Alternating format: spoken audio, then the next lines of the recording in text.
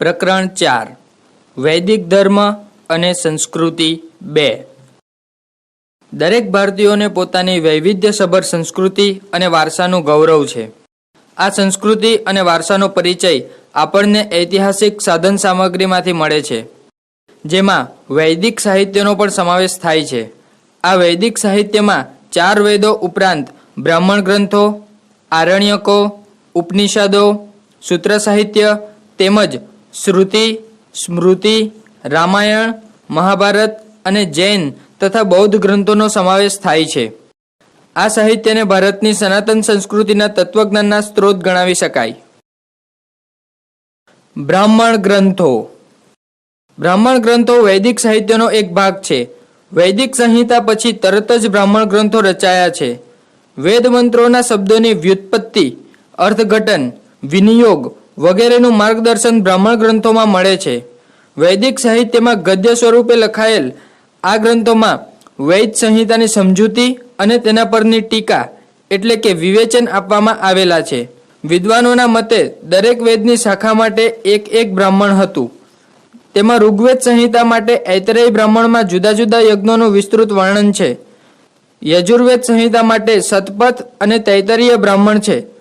તેમાં શતપથ બ્રાહ્મણ શુક્લ યજુર્વેદ માટે છે. બધા બ્રાહ્મણ ગ્રંથોમાં તે સૌથી મહત્વનો વિશાળ ગ્રંથ છે. તેમાં પિતૃ, સોમ, રાજસૂય વગેરે યજ્ઞોનું વિસ્તારથી વર્ણન છે. તેમજ પ્રાચીન ભારતના રાજાઓના નામ અને ચરિત્રોના વર્ણન છે. તેથી તેનું ઐતિહાસિક મહત્વ પણ છે. તે યાજ્ઞવલ્ક્ય ઋષિએ લખ્યા હોવાનું માનવામાં આવે છે. જ્યારે તૈતરીય બ્રાહ્મણ કૃષ્ણ યજુર્વેદ માટે છે. સામવેદ સંહિતા માટે અલગ અલગ 8 બ્રાહ્મણ ગ્રંથોની રચના થઈ છે. તેમજ અથર્વવેદ સંહિતા માટે ગોપથ બ્રાહ્મણ છે, જેમાં ગાયત્રી માટે સમજૂતી આપેલી છે. આમ બ્રાહ્મણ ગ્રંથમાં યજ્ઞક્રિયાના વિસ્તૃત વર્ણન સાથે વૈદિક સમયના ભારતીય સમાજના રીતિરિવાજ, આધ્યાત્મિકતા તેમજ તાત્વિક વિચારધારા વિશેની માહિતી મળે છે. આરણ્યકો. વૈદિક સાહિત્યમાં સંહિતા અને બ્રાહ્મણ ગ્રંથો પછી આરણ્યકોની રચના થઈ. આર્યોએ તેમના જીવનના અંતિમ ભાગમાં અરણ્યમાં કરેલા ચિંતન મનનના ફળ રૂપે રચાયેલ ગ્રંથોને આરણ્યકો કહે છે. તેમાં અરણ્ય એટલે કે વન, જંગલોમાં રહેનાર વાનપ્રસ્થી અને મુનિઓ માટે બહુ સરળ યજ્ઞોનું, તેમની જીવનચર્યા તેમજ બ્રહ્મ વગેરેનું ચિંતાત્મક વિવેચન કરેલ છે. અહીં યજ્ઞના કાંડ સાથે આધ્યાત્મિક સ્વરૂપ વિશે વિવેચન અપાયેલું છે. બ્રહ્મ અને આત્માના તત્વજ્ઞાનનો ઉપદેશ આ આરણ્યકોમાં અપાયેલો છે. આમ આધ્યાત્મિક અને તાત્વિક દ્રષ્ટિએ તેનું વિશેષ મહત્વ છે.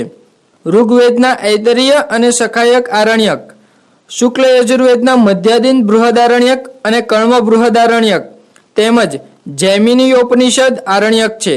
આ આરણ્યકોમાં ધર્મભાવના પરિપક્વ થયેલી જોઈ શકાય છે. ઉપનિષદમાં વર્ણવાયેલ આધ્યાત્મિક અને દાર્શનિક વિચારધારા. વેદની સામાન્ય પરિભાષા એવી છે કે વેદ એ એક ગ્રંથ છે, પરંતુ વાસ્તવમાં વેદ જેટલો નાનો શબ્દ છે તેટલું જ વૈદિક સાહિત્ય અત્યંત વિશાળ છે. સમસ્ત વૈદિક યુગ દરમિયાન ઋગ્વેદ, યજુર્વેદ, સામવેદ અને અથર્વવેદની રચના થઈ. વેદ એ કોઈ એક વ્યક્તિએ રચ્યા નથી. સંહિતા, બ્રાહ્મણો, આરણ્યકો અને ઉપનિષદો આ ચારેય મળે ત્યારે એક વેદ બને છે. વૈદિક યુગ દરમિયાન સ્તુતિઓ અને આહુતિઓ દ્વારા દેવને પ્રસન્ન કરવાની ધાર્મિક વિધિઓ વિકસી હતી. આ સિવાય દેવદેવીઓની માન્યતા અને યજ્ઞથી પર રહેલી તત્વચિંતન અને તત્વદર્શનની પરાકાષ્ઠા આપણને શ્રુતિ, સ્મૃતિ, સંહિતા, બ્રાહ્મણ ગ્રંથો, આરણ્યકો, ઉપનિષદ, ષટદર્શન વગેરેમાં વિકસતી જોવા મળે છે. ઉપનિષદમાં વર્ણવાયેલ આધ્યાત્મિક વિચારધારા. ઉપનિષદ એટલે ઉપ વત્તા નિષદ. ઉપ એટલે પાસે અથવા સમીપ તથા નિષદ એટલે બેસનારો.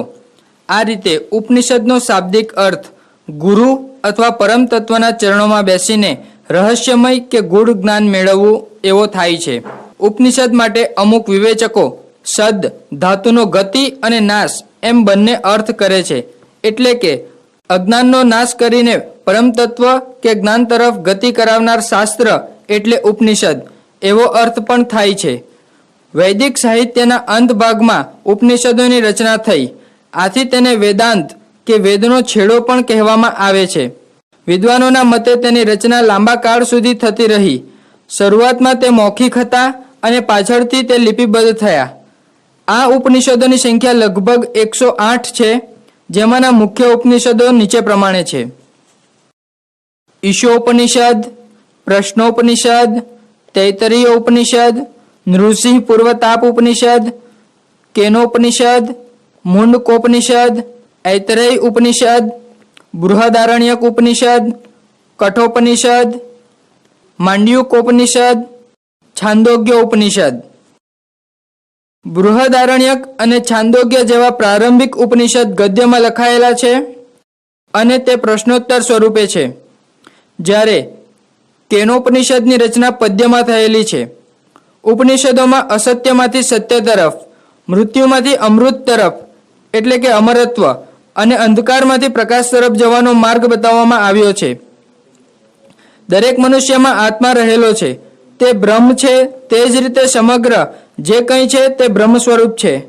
તત્વમસી, સોહ અને બ્રહ્માસ્મિ જેવા શબ્દોમાં ઉપનિષદના બ્રહ્મનું તત્વચિંતન જોવા મળે છે. આ સૃષ્ટિમાં જે બ્રહ્મને જ જુએ છે તે સાચો જ્ઞાની છે. તેનામાં બાળક જેવી નિર્દોષતા, સરળતા, નિષ્કપટતા અને સત્યને પામવાની જિજ્ઞાસા હોય છે.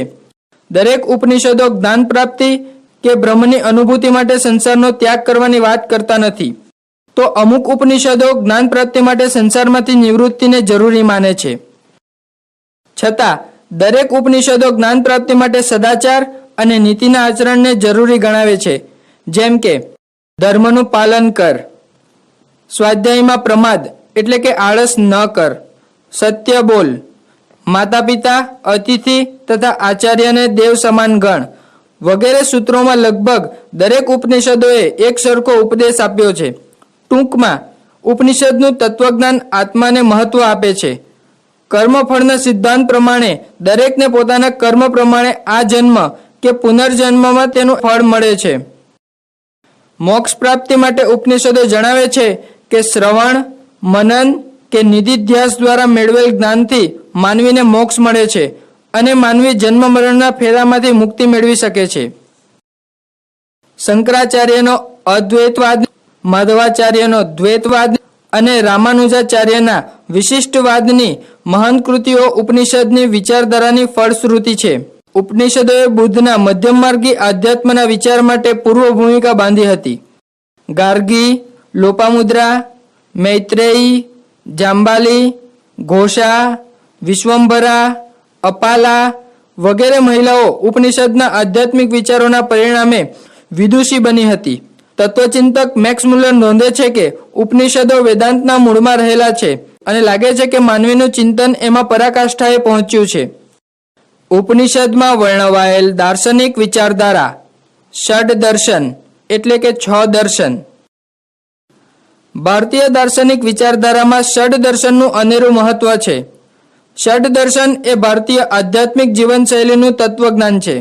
આ દર્શનો માત્ર અમુક પ્રકારની વિચારધારા જ નથી, પરંતુ જીવન પદ્ધતિ છે, જે ધર્મની જેમ જ દરેક ભારતીયના જીવન સાથે જોડાયેલી છે. ધર્મ તો વ્યક્તિની વિચારધારા અને વિશ્વાસનું બાહ્ય સંસ્કૃતિનું આચરણ છે, પરંતુ દર્શન તો સંસ્કૃતિનો આત્મા છે. દર્શન શબ્દની ઉત્પત્તિ કૃષ ધાતુમાંથી થઈ છે, જેનો અર્થ છે જોવું અથવા જેનાથી જોઈ શકાય છે. ઉપનિષદમાં દર્શાવેલ દાર્શનિક વિચારધારાનો જન્મ જીવનની સમસ્યાઓના સમાધાનની શોધની તીવ્ર ઈચ્છા કે ઉત્કંઠામાંથી થયો છે. ષડ દર્શન. ક્રમ 1. દર્શન સાંખ્ય. રચયિતા મહર્ષિ કપિલ. દાર્શનિક વિચારધારા પ્રકૃતિ અને પુરુષના દ્વૈત દ્વારા સૃષ્ટિની ઉત્પત્તિ. ક્રમાંક 2. દર્શન યોગ. રચયિતા મહર્ષિ પતંજલિ. દાર્શનિક વિચારધારા સત્યને પ્રાપ્ત કરવાના વ્યવહારુ માર્ગો. ક્રમાંક 3. દર્શન ન્યાય. રચયિતા મહર્ષિ ગૌતમ. દાર્શનિક વિચારધારા યથાર્થ જ્ઞાન પ્રાપ્તિ માટેના ઉપાય. ક્રમાંક 4. દર્શન વૈશેષિક, રચયિતા મહર્ષિ કણાદ.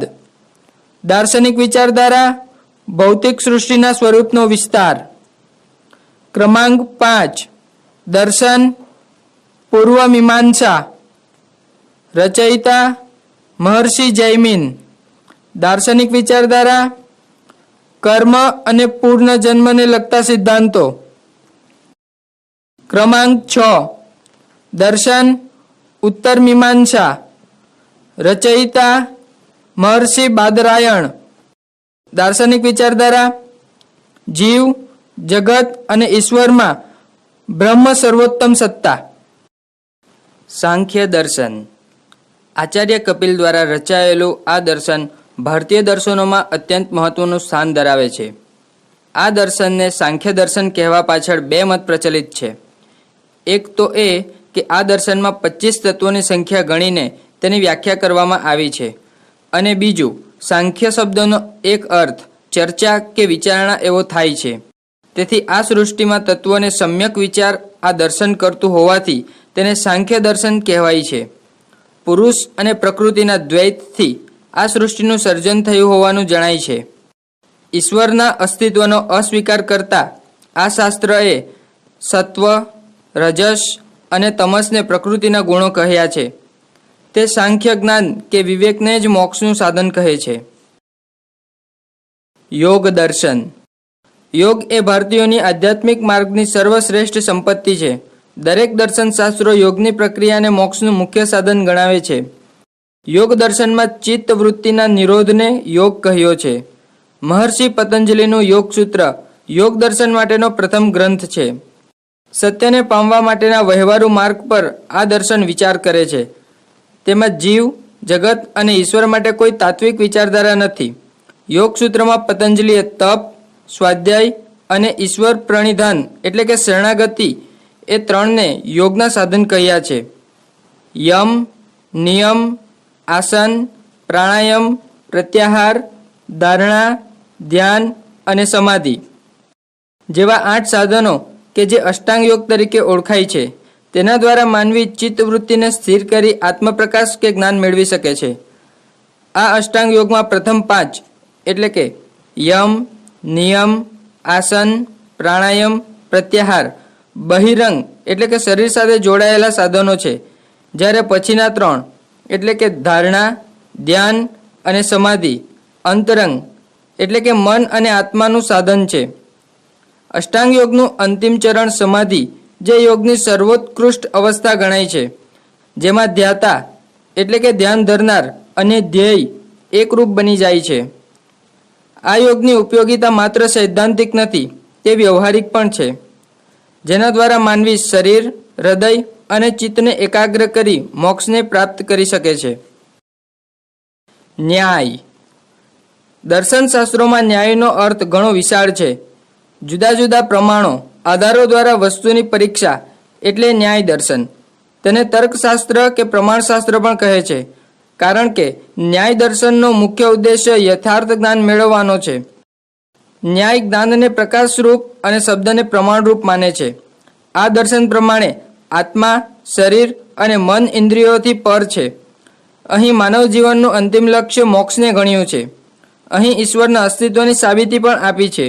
અન્ય દર્શનની જેમ ન્યાય પણ યથાર્થ જ્ઞાન વડે મોક્ષ કઈ રીતે મળે તે સમજાવે છે. વૈશેષિક મહર્ષિ કણાદ રચિત વૈશેષિક સૂત્રમાં આ દર્શન માટે વિદ્વાનોના મતે 317 સૂત્રો આપેલા છે. આ દર્શન ભૌતિક જગતને સત્ય માની તેના સ્વરૂપનો વિસ્તારપૂર્વક વિચાર કરે છે. જુદા જુદા 7 પદાર્થો દ્વારા આ ભૌતિક અને અભૌતિક સૃષ્ટિનું સર્જન થયેલું છે. ન્યાય અને વૈશેષિક બંને દર્શન સૃષ્ટિ અને ઈશ્વરનો સ્વીકાર કરે છે. ટૂંકમાં બંને દર્શન મળીને કે તેને જાણીને સંપૂર્ણ દર્શનને જાણી શકાય છે. વૈશેષિકની માન્યતા ન્યાય દર્શન જેવી છે. કદાચ તેથી જ બંને માટે એક ન્યાય વૈશેષિક નામ અપાયું છે. આ દર્શનના અનુયાયીઓ સંપૂર્ણ સાધુ જીવન જીવતા. પૂર્વ મીમાંસા મહર્ષિ જૈમિની રચિત જૈમિની સૂત્ર આ મીમાંસા દર્શનનો મૂળ ગ્રંથ છે. અહીં કર્મને મહત્વ અપાયું છે. વૈદિક સાહિત્યમાં દર્શાવેલ યજ્ઞવિધિ અને કર્મકાંડ છે, તેની હિમાયત આ દર્શન કરે છે. તેથી જ તેને પૂર્વ મીમાંસા કહેવામાં આવે છે. કોઈ પણ કર્મ તેના ફળની ઈચ્છાથી કરીએ તો તેનાથી માનવી પાપ પુણ્યના બંધનમાં પડે છે, પરંતુ ફળની ઈચ્છા વગર કરાયેલ કર્મથી મોક્ષ મળે છે. તેથી દરેકે આત્મજ્ઞાન મેળવવા માટે નિષ્કામ કર્મ કરવું જોઈએ. અહીં કર્મ અને પૂર્વજન્મને લગતા અનેક સિદ્ધાંતોની ચર્ચા કરવામાં આવી છે. તેથી તેને કર્મ મીમાંસા પણ કહે છે. તે કર્મકાંડનું દર્શન છે, તેથી તેને વ્યવહારવાદી દર્શન પણ કહે છે. કર્મ અને પુનઃજન્મને લગતો શક્તિ અને અપૂર્વ સિદ્ધાંત પૂર્વ મીમાંસાએ આપ્યો છે. ઉત્તર મીમાંસા. ઉપનિષદોમાં જે વિચારો છૂટાછવાયા કે વેરવિખેર પડ્યા હતા તે મહર્ષિ બાદરાયણે સૂત્ર રૂપે રજૂ કર્યા છે, જેને વેદાંત સૂત્રો કે બ્રહ્મસૂત્રો પણ કહેવાય છે. દરેક દર્શનમાં જીવ, જગત અને ઈશ્વર વિશે ચર્ચા કે ચિંતન રહેલું છે. આ મીમાંસામાં જગત અને તેના દરેક વિષયોને સત્ય માનવામાં આવ્યા છે. મીમાંસા દર્શનને વેદાંત દર્શન પણ કહે છે, જેમાં બ્રહ્મને સર્વોપરી સત્તા ગણી છે. તેમાં બ્રહ્મ અને આત્માની એકતા પણ સમજાવે છે. ઉપનિષદો અને મહર્ષિ બાદરાયણ રચિત બ્રહ્મસૂત્રોનો વિચાર એક જ છે.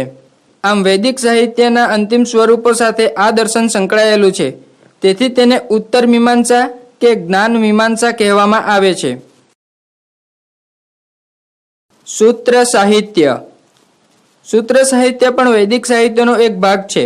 સ્મૃતિયુગમાં ભારતીય તત્વજ્ઞાન અને દર્શનની 6 શાખાઓની રચના સૂત્ર રૂપે થઈ હતી. આ સમયે મુદ્રણ કલાના સાધનોનો હજુ અભાવ હોવાથી જુદી જુદી વિદ્યાઓ કંઠસ્થ કરવામાં આવતી, જે એક વ્યક્તિ પાસેથી બીજી વ્યક્તિને મળતી. કંઠસ્થ કરેલી વિદ્યાના વાક્યો લંબાણપૂર્વકના હોય તો યાદ રાખવા મુશ્કેલ પડે. તેથી આ યુગમાં સૂત્રના રૂપે યાદ રાખવામાં આવતા. પરિણામે આ સમયે સૂત્ર સાહિત્યની રચનાથી ઓછામાં ઓછા શબ્દોમાં વધારેમાં વધારે વિચારોનો સમાવેશ કરવામાં આવ્યો. આ સૂત્રોમાં મુખ્યત્વે 6 વિભાગ હતા. 1. શિક્ષા. 2. છંદ. 3. વ્યાકરણ. 4. નિરુક્ત. 5. કલ્પ. 6. જ્યોતિષ. જેમાં શિક્ષા અને છંદ વેદને વાંચવા માટે, વ્યાકરણ અને નિરુક્ત વેદને સમજવા માટે અને કલ્પ તથા જ્યોતિષ યજ્ઞની વિધિ માટે જરૂરી હતા. આ સૂત્ર સાહિત્યમાં શ્રોત સૂત્ર, ગૃહ્ય સૂત્ર અને ધર્મસૂત્ર મુખ્ય હતા, જ્યારે શુલ્વ સૂત્રનો કલ્પસૂત્રમાં સમાવેશ થાય છે. શ્રોત સૂત્રમાં યજ્ઞાદિ કર્મકાંડનું વર્ણન છે. ગૃહ્ય સૂત્રમાં માનવીના વિવિધ સંસ્કારો અને ધાર્મિક વિધિનું વર્ણન છે. શુલ્ય સૂત્રમાં શુલ્વનો અર્થ માપવાની દોરી એવો થાય છે, જેમાં યજ્ઞવેદી બનાવવાની રીત, તેના માપ અને ગણનાનું વર્ણન છે. આ ઉપરાંત શ્રુતિ અને સ્મૃતિ સાહિત્ય તેમજ રામાયણ અને મહાભારત જેવા મહાકાવ્યો આ સમયની સંસ્કૃતિ તેમજ આધ્યાત્મિક અને ધાર્મિક વિચારધારાનો આપણને પરિચય આપે છે.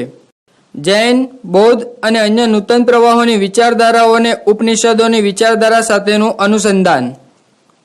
જૈન વિચારધારા. જૈન ધર્મની ઉત્પત્તિ, તેની શાખા, તેના સિદ્ધાંતો, ગ્રંથો, તેનું તત્વજ્ઞાન વગેરે આધ્યાત્મિક પાસાને રજૂ કરે છે. તે વાસ્તવદર્શી વિચાર શ્રેણી ધરાવે છે. જૈન દર્શનમાં અનેકાંતવાદનો સિદ્ધાંત ખૂબ જ મહત્વપૂર્ણ છે. એ રીતે કોઈપણ વસ્તુને બધી બાજુથી જોવાની વિચાર શ્રેણી જૈન ધર્મમાં છે. હિન્દુ ધર્મનો કર્મફળનો સિદ્ધાંત જૈન ધર્મના સિદ્ધાંતોના 5 વ્રતો સત્ય, અહિંસા, બ્રહ્મચર્ય, અસ્તેય અને અપરિગ્રહમાં જોવા મળે છે.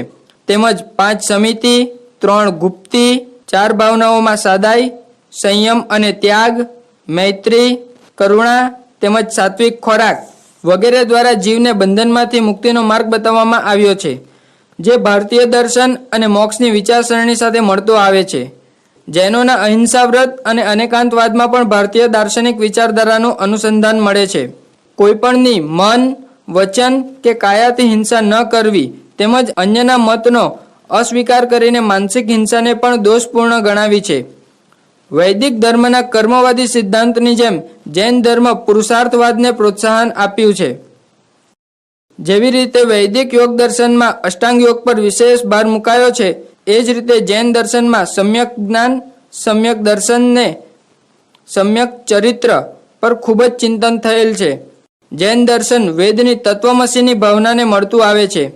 ઈશ્વરની જેમ જ જૈન મંદિરોમાં તીર્થંકરોની મૂર્તિઓની સ્થાપના કરી તેનું સંપૂર્ણ વિધિ વિધાનપૂર્વક પૂજન કરવામાં આવે છે, જેનું ફળ મોક્ષ પ્રાપ્તિ માનવામાં આવે છે. બૌદ્ધ વિચારધારા. વેદકાળમાં જ્યારે ધર્મ યજ્ઞપ્રધાન બન્યો એવા સમયે ગૌતમ બુદ્ધ અહિંસાપૂર્ણ ધર્મનો ઉપદેશ આપ્યો. તેમણે સૃષ્ટિના દરેક જીવ માટે પ્રેમ અને કરુણાનો સંદેશ આપ્યો.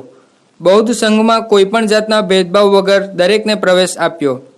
ધર્મ મંગલને તેઓ સર્વશ્રેષ્ઠ મંગલ ગણતા. અતિશય દેહદમન કે અતિશય ભોગવિલાસને બદલે બંને વિચારધારાથી પર મધ્યમમાર્ગી વિચાર શ્રેણીનો બુદ્ધે ઉપદેશ આપ્યો. સમગ્ર સંસાર દુઃખમય છે, તેનું કારણ તૃષ્ણા છે. દુઃખમાંથી મુક્તિ મેળવવા આ તૃષ્ણા કે ઈચ્છાનો ત્યાગ કરવો જોઈએ.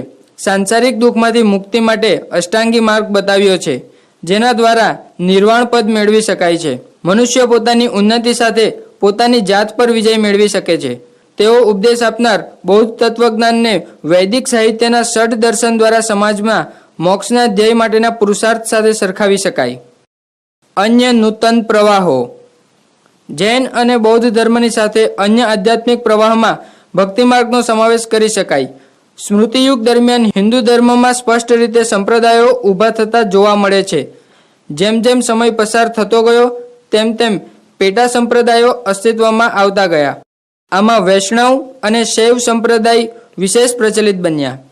વેદ ધર્મના યજ્ઞો અને ક્રિયાકાંડના સ્થાને જે માર્ગ અપનાવ્યો તે ભક્તિ માર્ગ કહેવાયો. તેમાં પ્રકૃતિના તત્વો કે કોઈ પણ વ્યક્તિ કે અવતારી શક્તિ તરફ પ્રેમ સાથે આદર ભળતા ભક્તિનું રૂપ લીધું. વૈષ્ણવ સંપ્રદાય ભક્તિને પ્રાધાન્ય આપે છે. ભક્તિ મુક્તિ અપાવી શકે તેવી વિચારધારા આ સમયે શરૂ થઈ. વૈષ્ણવો ભગવાનના ગુણોનું શ્રવણ, સ્મરણ, કીર્તન, વંદન, દાસ્યભાવ, સાખ્યભાવ અને અંત્ય નિવેદનવાળી નવધા ભક્તિને માને છે. ભાગવત ધર્મ એ વેદ ધર્મ સામેનો વિરોધ ન હતો, કારણ કે તેઓ ઈશ્વરના અસ્તિત્વનો તો સ્વીકાર કરે જ છે, પરંતુ તેઓને મોક્ષ મેળવવાનો માર્ગ યજ્ઞાદિ કર્મકાંડ કરતાં ભક્તિ માર્ગ વધારે પસંદ હતો. વૈષ્ણવ સંપ્રદાયની સાથે જ શૈવ સંપ્રદાયે પણ પોતાનું સ્વરૂપ નિશ્ચિત કર્યું. ખરેખર શૈવ સંપ્રદાય વૈદિક યુગ કરતાં પણ પ્રાચીન છે, કારણ કે ઋગ્વેદમાં રુદ્રનો ઉલ્લેખ કરવામાં આવ્યો છે. રુદ્રનું સ્વરૂપ વિનાશક કલ્પવામાં આવતું હતું, જ્યારે શિવ કે શંકરના સ્વરૂપને કલ્યાણકારી સ્વરૂપ તરીકે અહીં સ્વીકારાયું છે. પુરાણો, આગમો અને તંત્રો દ્વારા શિવ ભક્તિ અને શિવ મહત્તાનો વિશેષ પ્રચાર થયો. શિવ ભક્તિ પણ યોગ, ધ્યાન આદિ તત્વો ધરાવે છે. આજે પણ ભારતના બધા જ પ્રાંતોમાં થોડા ઘણા ફેરફાર સાથે શિવની ઉપાસના જોવા મળે છે. વૈશ્વિક તત્વજ્ઞાનના વારસામાં ભારતનું પ્રદાન. ભારતીય વૈદિક સાહિત્યમાં જે તત્વજ્ઞાન રહેલું છે તે માત્ર ભારતીયો માટે જ નહીં, પરંતુ સમગ્ર વિશ્વના માનવ કલ્યાણ માટે શાંતિ અને પ્રગતિનું તત્વજ્ઞાન છે. જેને ટૂંકમાં જોઈએ તો ભારતનું તત્વજ્ઞાન ઋગ્વેદ, યજુર્વેદ, સામવેદ અને અથર્વવેદ આમ 4 વેદોમાં સમાયેલું છે. આ વેદ એ ભારતની વિશ્વને આપેલ અણમોલ ભેટ ગણાવી શકાય. પ્રાચીન આર્ય પ્રજાના જીવનનો નિચોડ ઋગ્વેદ છે. ભારતીય તત્વજ્ઞાને માનવ જીવનના 4 લક્ષ્ય રજૂ કર્યા છે, જેમાં ધર્મ, અર્થ, કામ અને મોક્ષનો સમાવેશ થાય છે. આ ચારેયને સિદ્ધ કરવાની આશ્રમ વ્યવસ્થા 4 આશ્રમો સાથે સંકળાયેલી છે, જેમાં કામ અને અર્થ ગૃહસ્થાશ્રમ સાથે તેમજ ધર્મ તથા મોક્ષ વાનપ્રસ્થ અને સંન્યાસ સાથે સંકળાયેલ છે. માનવ જીવનનું અંતિમ લક્ષ્ય મોક્ષ કેવી રીતે મેળવી શકાય તેનું અધ્યાત્મક જ્ઞાન કે તત્વજ્ઞાન ભારતના ઉપનિષદોમાં જોવા મળે છે. આ ઉપનિષદોને વિશ્વના ચિંતકો એટલે કે ફિલોસોફરોએ પોતાના આદર્શ બનાવ્યા છે. સાંખ્ય, ન્યાય, વેદાંત, યોગ, વૈશેષિક અને મીમાંસા જેવા ષટ દર્શનની ભેટ ભારતે જગતને આપી છે. વિશ્વના 2 મહાકાવ્યો રામાયણ અને મહાભારતની ભેટ પણ ભારત દ્વારા જ જગતને મળી છે. મહાભારતના એક અંગ તરીકે ભગવદ્ ગીતા છે. તેમાં અધ્યાત્મ માર્ગના જ્ઞાન, ભક્તિ, વૈરાગ્ય, કર્મફળ કે કર્મ માટેના માર્ગની છણાવટ કરવામાં આવી છે. કર્મની પ્રધાનતા ગીતામાં લખાયેલા કર્મણ્યે વાધિકારસ્તે માં ફલેષુ કદાચન શ્લોક પરથી મળે છે. ગીતામાંથી માનવ માત્રને વ્યવહારુ જીવન જીવવાની પ્રેરણા મળે છે. પતંજલિના અષ્ટાંગ યોગની ભેટ અધ્યાત્મ જીવનની વિશ્વનું સૌથી મોટી ભેટ ગણાવી શકાય. ભારતીય તત્વજ્ઞાનમાં અધ્યાત્મ સમાયેલું છે. ભારતીય પરંપરા જુદા જુદા ધર્મો અને આધ્યાત્મિકતાની ઉપાસક છે. જૈન ધર્મનું અધ્યાત્મ તેના સિદ્ધાંતોમાંથી મળી રહે છે. આત્મા સાથે જોડાયેલા કર્મો દૂર કરવા માટે આસ્ત્રવ, સંવર, નિર્જરા વગેરે તત્વજ્ઞાનની બાબતો વિશ્વને આધ્યાત્મિક વારસા રૂપે મળેલી છે. બૌદ્ધ ધર્મ પણ મધ્યમ માર્ગી વિચાર દ્વારા માનવ જીવનની ઉન્નતિનો માર્ગ બતાવ્યો છે. સર્વ દુઃખનું કારણ તૃષ્ણા છે અને તૃષ્ણાના ત્યાગથી મોક્ષ મળે છે. ઈચ્છા જ ન હોય તો દુઃખ જ ન હોય. જેને તત્વજ્ઞાનનું પાયાનું જ્ઞાન કહી શકાય તેવો અણમોલ વારસો ભારતે જ વિશ્વને આપ્યો છે. આ ઉપરાંત આ અધ્યાત્મ માર્ગના સત્ય અને સમન્વયકારી દ્રષ્ટિકોણ સાથે અનેક ગૂઢ રહસ્યોની ભેટ ભારતના તત્વજ્ઞાને વિશ્વને આપી છે. વૈદિક અને અનુવૈદિક યુગનો વારસો અને તેનું મહત્વ. રાજકીય ક્ષેત્રે પ્રદાન. પ્રાચીન ભારતના લગભગ દરેક દેશની માફક વૈદિક યુગમાં ભારતમાં પણ રાજાનું પદ દૈવી રીતે ઉત્પન્ન થયેલું મનાયું હોવા છતાં અહીંની રાજાશાહી તથા પ્રજા કલ્યાણના આદર્શવાળી હતી. વૈદિક સમયમાં રાજ્યાભિષેકની વિધિ પ્રજાકીય ઢબની હતી. રાજગાદીએ બેસતા પહેલા રાજા માટે શપથ લેવા જરૂરી હતા. રાજા નિરંકુશ ન બને તે માટે તેના પર ધર્મનો અંકુશ મૂકવામાં આવતો. દરેક વર્ગના પ્રતિનિધિઓ રાજકૃત એટલે કે રાજા બનાવનાર કહેવાતા. તેમનો રાજા પર અંકુશ રહેતો. તેમના મંત્રીઓ અને સામંતોનો પણ રાજા પર અંકુશ હતો. રાજ્યાભિષેક વિધિ બાદ આ રાજ્ય રાજાને સોંપાય છે તેવું સ્વીકારવામાં આવતું.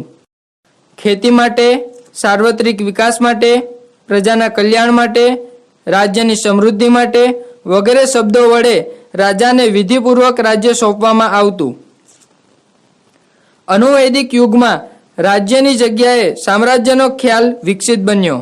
રાજાપદ દઢ બની જતા તે રાજાશાહી ઢબની શાસન વ્યવસ્થા બની ગઈ. રાજાઓ માટે સમ્રાટ તેમજ ચક્રવર્તી શબ્દોનો ઉપયોગ થવા લાગ્યો. રાજા કોઈ પણ વ્યક્તિને દંડ દેવા માટે સ્વતંત્ર બન્યો. આ રાજા આપ ખુદ ન બને તે માટે તેને વારંવાર રાજ્ય ધર્મને યાદ આપવામાં આવતી. રાજ્યનો વિસ્તાર વધતા વહીવટી સરળતા માટે તેના જુદા જુદા વિભાગો પાડી અધિકારીને તેનો વહીવટ સોંપી દેવાતો. જેમ કે 100 ગામડા માટે શતપતિ નામનો વહીવટી અધિકારી નિયુક્ત કરવામાં આવતો હતો. તેના હાથ નીચે 10 અને 20 ગામડાના અધિકારીઓ હતા. તે જ રીતે ગામડામાં ગ્રામીણ કે સ્થાનિક કક્ષાનો વહીવટ થતો. સામાજિક ક્ષેત્રે પ્રદાન. વૈદિક સમાજ જન્મ અને વ્યવસાય બાબતે ઉદાર હતો. તેમની જ્ઞાતિ કે તેમના વર્ણો જન્મજાત નહીં પરંતુ કર્મ અને ગુણને આધારે નક્કી થતા. અર્થાત વૈદિક યુગમાં વર્ણાશ્રમ વ્યવસ્થા હતી. સમાજના 4 વર્ણો બ્રાહ્મણ, ક્ષત્રિય, વૈશ્ય અને શૂદ્ર લોકોને કામના આધારે ફાળવાતા વર્ણ હતા. કાર્યની વહેંચણી અન્વયે સમાજ વ્યવસ્થા હતી. અનુવૈદિક યુગમાં આ વર્ણની વ્યવસ્થા વધારે જટિલ બની. યજ્ઞ તેમજ કર્મકાંડની અટપટી વિધિઓએ બ્રાહ્મણોનું વર્ચસ્વ વધાર્યું. બીજી બાજુ પોતાની રાજ્ય સત્તા વિસ્તારને કારણે ક્ષત્રિયોનું મહત્વ વધ્યું. આ સમયે શિક્ષણ પ્રણાલીનો મુખ્ય ઉદ્દેશ્ય જ્ઞાન આપી માનવને પૂર્ણ બનાવવાનો હતો. વૈદિક યુગમાં સ્ત્રીએ પરિવારની સામ્રાજ્ઞી તથા કુળની પાલક ગણાતી હોવાથી સ્ત્રીને પણ વિશેષ અધિકાર હતા. ટૂંકમાં આ સમયે નારી સન્માનની અને સ્ત્રી સ્વાતંત્ર્યની ભાવના જળવાઈ રહી હતી. સાંસ્કૃતિક ક્ષેત્રે પ્રદાન. વૈદિક યુગના ધર્મો સાદા, સરળ અને નીતિમય જીવનનો ખ્યાલ આપે છે. સાહિત્યને ક્ષેત્રે વિશ્વની શ્રેષ્ઠ ગણાતી સંસ્કૃત ભાષાએ સાહિત્યના વારસાને સમૃદ્ધ બનાવ્યો. વૈદિક સાહિત્ય વિશ્વ સંસ્કૃતિ માટે શ્રેષ્ઠ સાહિત્યિક વારસો છે.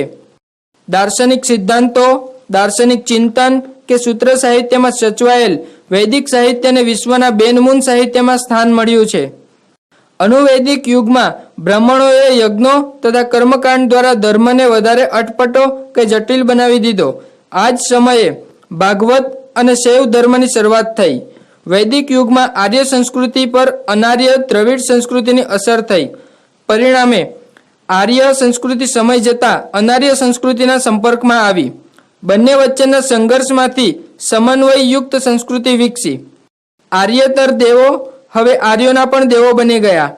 બંને જાતિઓના સમન્વયના પરિણામે ગ્રીક, શક, હુણ વગેરે પ્રજાને અપનાવવાનું, તેમના ધર્મ, રીતિરિવાજ, સાહિત્ય કે કલાને પોતાના કરી લેવાનું ભારતીય સંસ્કૃતિ માટે સહેલું બન્યું. આમ ભારતીય સંસ્કૃતિનું ઘડતર અનેક જાતિઓનું સહિયારું ઘડતર બન્યું. તેનો યશ આર્ય અનાર્ય સંસ્કૃતિના મિલનને આપવો જોઈએ. ભારતીય સંસ્કૃતિની વિવિધતામાં એકતાની વિશેષતા અહીંથી શરૂ થયેલી જોવા મળે છે.